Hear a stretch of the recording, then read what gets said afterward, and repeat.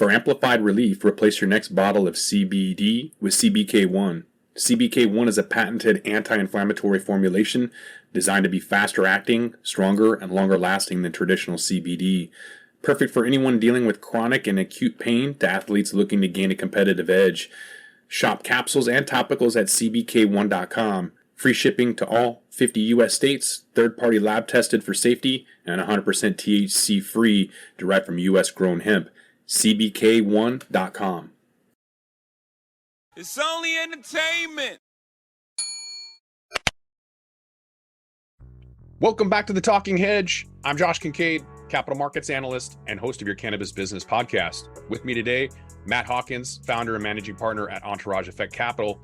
Matt, thanks for being with us at The Talking Hedge. You bet. Thanks for having me, Josh. So Entourage Effect Capital, you guys are investing in companies with a growth stage focus, although that's not only what you do, but focus on growth stage and position to scale ahead of federal legalization. So if we get into the way back machine, maybe you could tell us about your investment objectives and strategies and how that's adjusted over the last few years.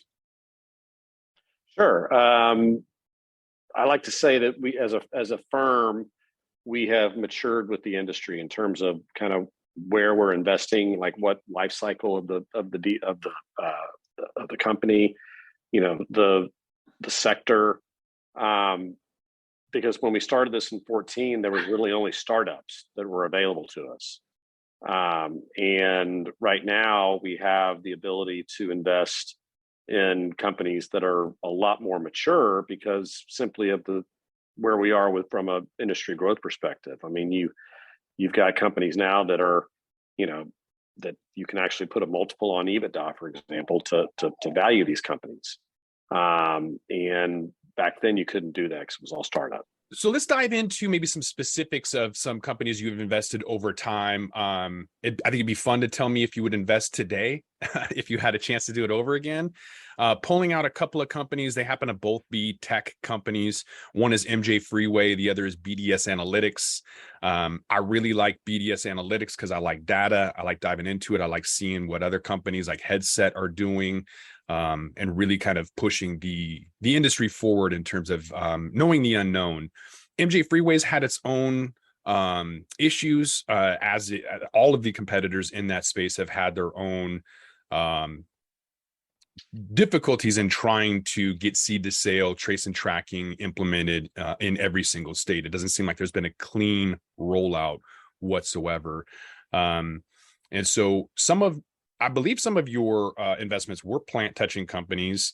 Were those the most interesting, or is the tech kind of more normalized? Pulling out those two examples of MJ Freeway, BDS Analytics, do you still like those investments? Where do you see them going?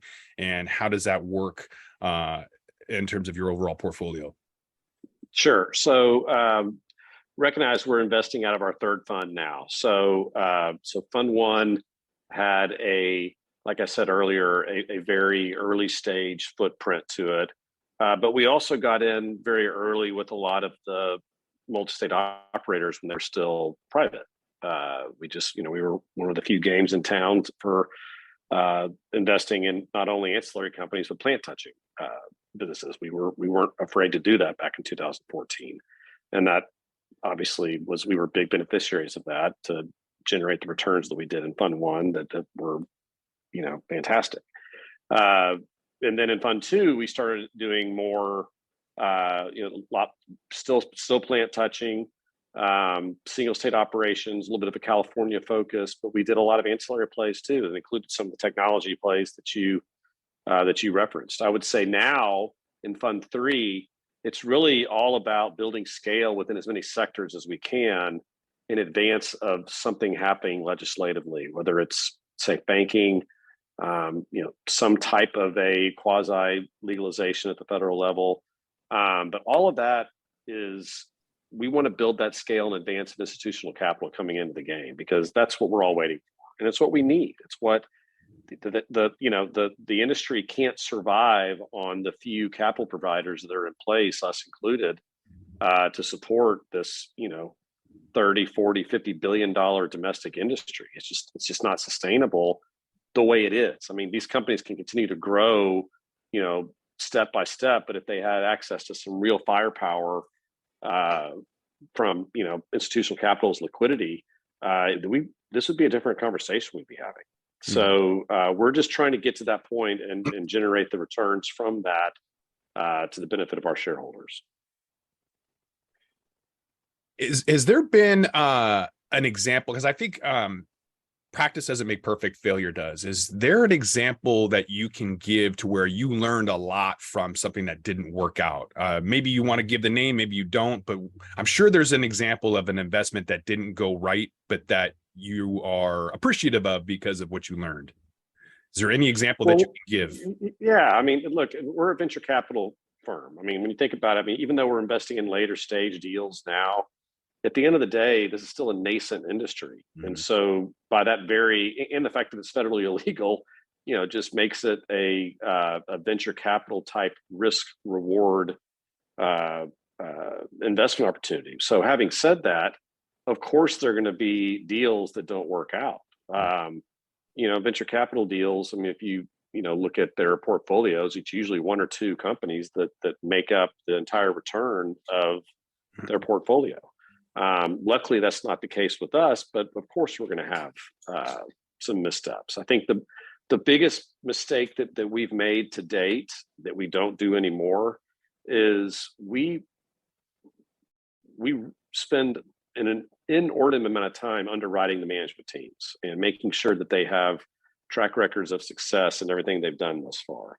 I would say a couple of times in the heat of the moment back when we were in the heydays of 16 and 17, and I can't remember which those were when it was starting to get bad, but it's been bad for a while now. But but those days, there were a couple times where we probably didn't spend as much time underwriting the management team as we should have, and just fell in love with the concept, fell in love with the company, and that came back to bite us in the ass. And so that ain't going to happen again. That sounds a lot like Mark Cuban's Voyager crypto Ponzi scheme he got into. Probably didn't do his due diligence. And so have you ramped up your due diligence? Is that essentially what you've like? Yeah, we never really ramped it down. It's just, I would say that we got comfortable with management before we do some of the things we do now. And I'll leave it at that. Mm-hmm. Let's talk about some of the financial makeup in the industry and how that's kind of evolved over time as well. Like most notably, the debt issuance is currently at 55% of total capital raised. And that trend line is around 70% of cannabis capital raises. Why is debt at its highest in history? Well, there's two reasons, I think. One is that it's one of the only games in town, and you can utilize your real estate asset base to take in these loans. Now, granted, the most of them were pretty high yield, but they're there. Secondly, operators aren't wanting to take equity capital at this point because valuations have come way down. So the valuations are squarely in the favor of capital now. And you're even seeing some of these real estate lenders that are getting warrants too. So they're benefiting, they're dipping, their toes in the water on the debt side, but they're also getting some participation in warrants. That's why we're lucky in that we've been in this business for as long as we have, because we can create our own deals. I mean, we know everybody in the industry that we really feel like we need to know, and if we don't know them, we can get introduced to them pretty quick.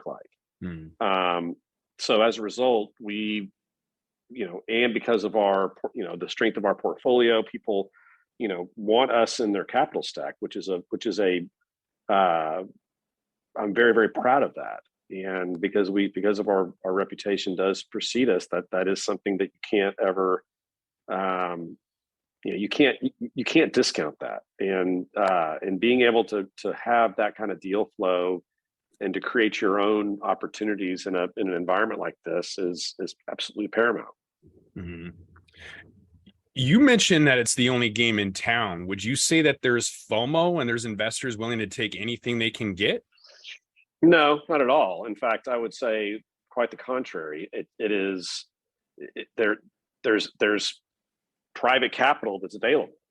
And a lot of these capital aggregators on the real estate side are having some success raising that capital because they're not really touching the plant.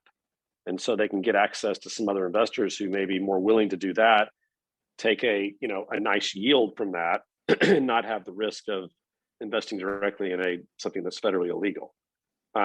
Whereas, because you're still not seeing, I mean, this isn't bank lending that's going on right now. This is private capital lending that's going on. But it's the same problem we have as equity investors in the deals, is that there's still just a limited universe of people that we can raise our capital from. There is, starting to get more, there's more interest being generated, I think, the family office level than there ever has been. But, the macroeconomic climate that we're in right now outside of cannabis isn't helping matters either. So there's just a lot of, while there's on one hand, there's a lot of tailwinds for the industry. I think regulatorily, you're starting to kind of feel that a little bit. There's still significant headwinds when it comes to capital. Mm-hmm.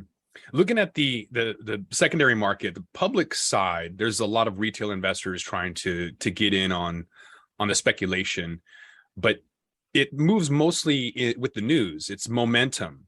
That's right. Stock. That's exactly right. And it doesn't help matters because what retail investors like to get in and out. And you've got thinly traded, low liquidity exchanges that are involved right now. And until we can get uplisted into the U.S. exchanges, the main ones, the NASDAQ or the New York Stock Exchange, we're going to have this problem. And that's going to require legislative change and being able to bring in institutional capital, and then we're off to the races. So we don't think it's that far away. It's likely in the hold period of our most recent two funds. And so we're just trying to do what we can to position ourselves for when that happens. I'm taking a poll, Matt. So I got to ask you the question I'm asking everybody. What is it going to take for these individual equities to move independently from the news? How are they going to look at either the fundamentals of these individual companies rather than lumping them all into the same industry? You got to have a different type of investor. As you do, you got to have institutional investors that are not scared to go through the peaks and valleys that we go through as an industry right now. Retail investors, they don't like that. They see a loss, it's like, shit, I got to get out of this. And so they take their loss and they move on. So that to me is the biggest issue. Putting consecutive quarters together one after the other isn't going to hurt either. So I would say that, especially the not the top tier MSOs. I mean, they need to do it too, but they're a little bit. Some of those are it's easier for them, but the large single state operators, the smaller multi-state operators, they need to do the same thing. Mm-hmm. The sell side analysts, they started to reduce their revenue estimates for EBITDA margins for 2023. Do you think they factored in the margin pressures from declining wholesale prices coupled with the higher energy and fertilizer, nutrient, and other input costs? I would hope so, but my guess is they probably didn't. But there's like I mentioned a second ago, the macroeconomic issues are very, very real for cannabis, just like they are for for other industries. So it's going to have an impact one way or the other. Mm-hmm. SPACs have been interesting. Those IPOs fell way out of favor, but real estate has been a beneficiary of sector rotation in 2022. The Polaris Equity Fund, for example, they're just trucking along like 1% per month or whatever, which a lot of folks would probably love to have right now, as they're probably looking at negative 15 to 30% in their portfolio. Which cannabis subsectors are you still seeing attracting equity capital? Well, there's not many. I mean, like I said, we don't pay attention to what others are doing. I mean, we really have our focus on what our pipeline is. We have our focus on which sectors we want to focus on. We have which companies we think we want to help build scale around, and that's our focus. It really doesn't. I'm not looking at the other investment firms to say, hey, what are you in right now? We need to get in on that. I mean, we don't have that kind of, I mean, you said FOMO, I'll use a FOMO here too.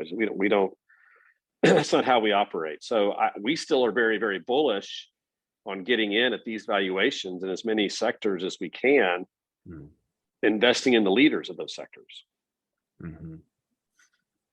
Looking at some of the distressed assets, I can only imagine that the M&A activity is going to pick up substantially. Are you seeing that the West Coast or the legacy markets versus the more emerging markets on the East Coast are more prone for M&A, or do they have first mover advantages, take advantage of the acquisition? Yeah, I think that let's just talk about California for a second. I think we made some progress with the cultivation tax going away, but it's still a regulatory morass in California.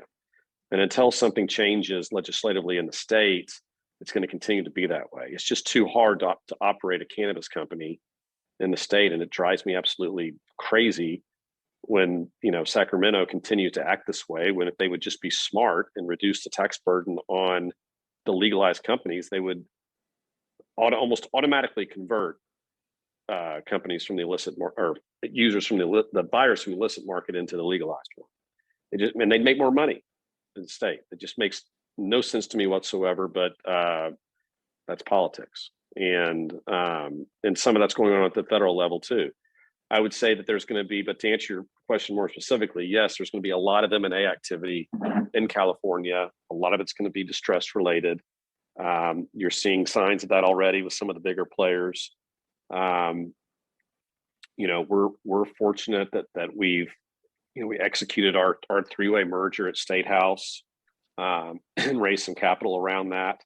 Our stock price isn't anywhere near what it should be, but that's okay because we're not selling, and we're in this for the long haul. So we're certainly going to be acquisitive as we go forward at State House, but there's still a lot of wood to chop in that state, and we're no different at State House. Mm-hmm. The year-to-date merger and acquisition volume is down over 79% from 2021. Do you have any insights as to why? Companies holding on for dear life because they don't want to be bought or sold for the bid-ask spread is too high right now. I mean, it's like, and until it gets, absolutely 100% dire straight ridden, it's probably going to continue to be that way. People are looking for bargains right now, and the companies that don't think they're a bargain but maybe really are probably kidding themselves. But that's my take on it. What's your take on the Hexo Tilray M&A? Is that going to be the equivalent of AOL and Time Warner? They thought that was going to be accretive. They thought that was going to be a great deal, and it is absolutely yeah. Not. Are these two zombies holding each other up? I look. We pay such little attention to the Canadian markets because it's just not our focus. I mean, we all know that the California market is bigger than the entire Canadian market. So we just don't see that as an investment opportunity. I mean, look how much money Canopy's spending on a monthly basis. I don't even know if they're going to be a viable company before it's all said and done.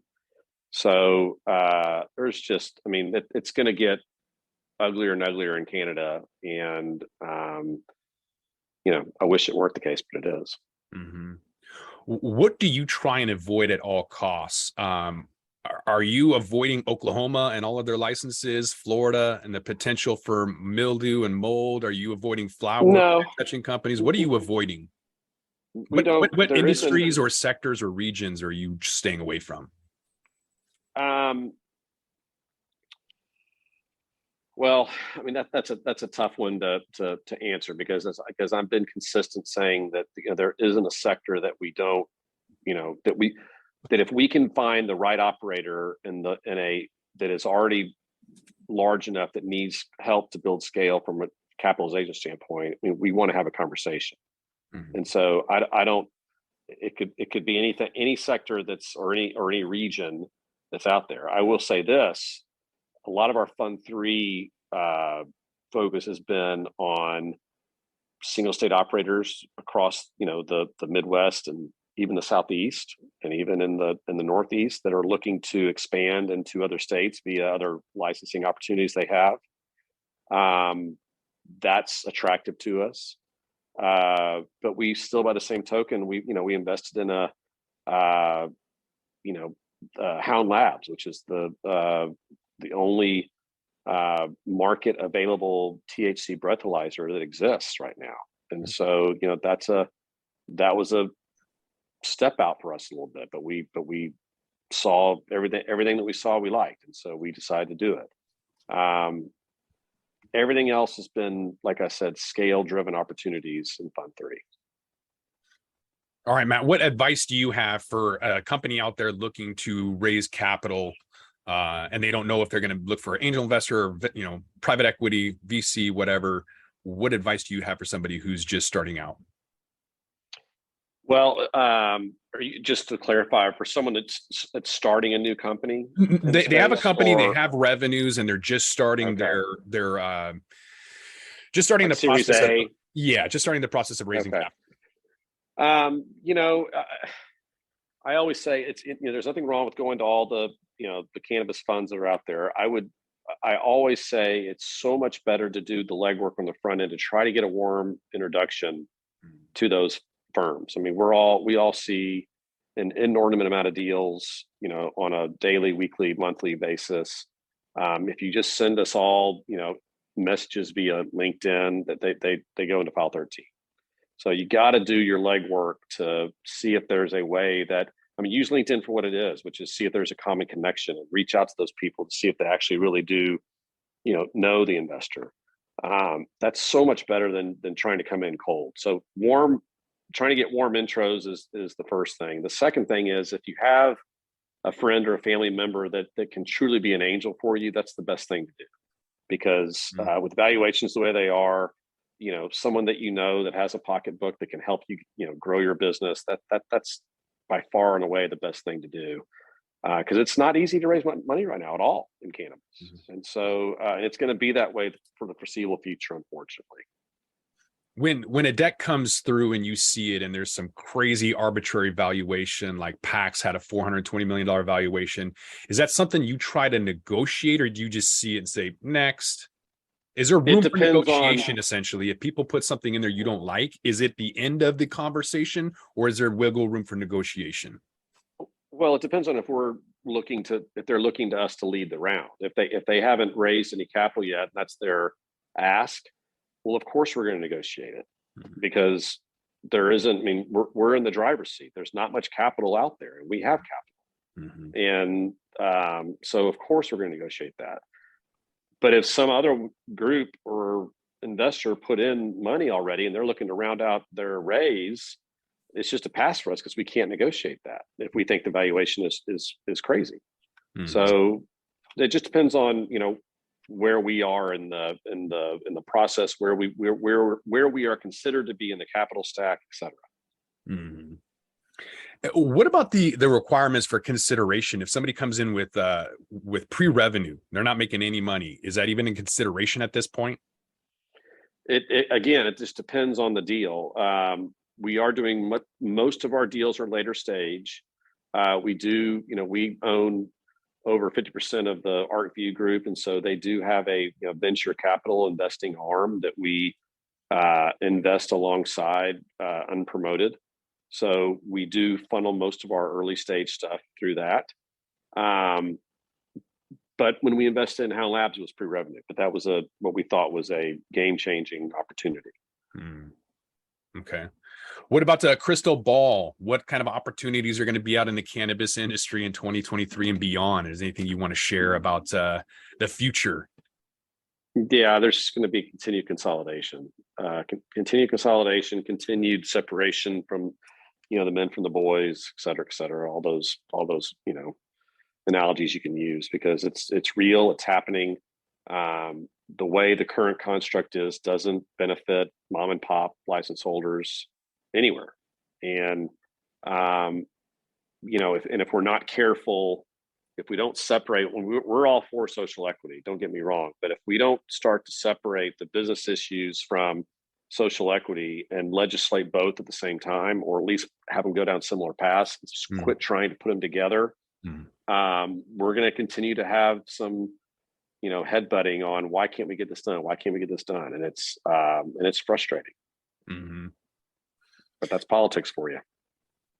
So you said there's going to be a lot of consolidation, but the M&A volume is down significantly. So people are kind of on the sidelines. They don't want to get bought out at maybe lower valuations, or they don't know what to do. And so what's going to be the difference between the lack of M&A? Well, I'll tell you exactly what it is. It's 2023 is right around the corner, and these companies are still burning cash. At some point, that cash is going to get so dire that they're not going to have a choice. So that's what's going to happen, is that when things get to the point to where, okay, we can't raise any more money, and it's basically a fire sale, and that's going to happen. It absolutely is. Yeah, I'm with you 100% on that one. We've covered a lot, Matt. Is there anything else you want to cover at this point? I don't think so. Enjoyed talking to you. If people want to learn more, whether it's other institutional investors that want to add to the assets under management, or if it's somebody who has the next greatest unicorn idea and they want to get a hold of you, where are you at? How can they get a hold of you? Yeah, just Hawkins at eecpartners.com. And obviously you can go to our website at eecpartners.com and learn more about us. And I'm happy to engage. And you're going to be speaking at MJ BizCon on the, I think 16th of November. I believe that's right. You're going to be on a panel with a whole bunch of other folks, so should be really interesting to listen to.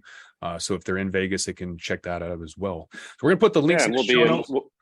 We'll be in Benzinga too next month. So we're excited about all that. Yeah, I think that's the 14th of September in Chicago, maybe. Yep, that's right. Okay. Good deal.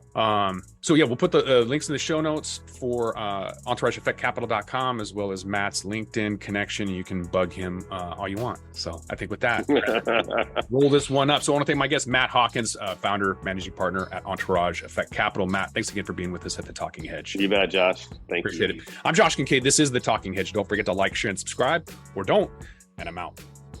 Don't forget to smash that like button on your way out and check out these other videos that we've got.